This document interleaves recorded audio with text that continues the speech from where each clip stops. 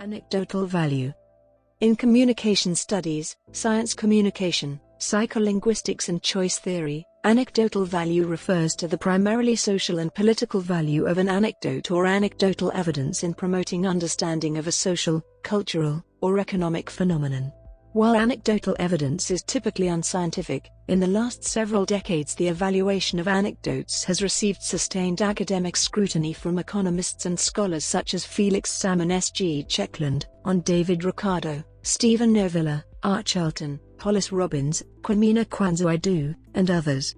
These academics seek to quantify the value of the use of awareness of a disease.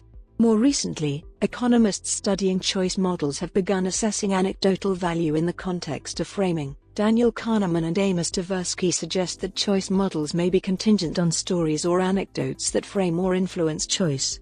As an example, consider Joseph Stalin's apocryphal quote, "The death of one man is a tragedy, the death of millions is a statistic."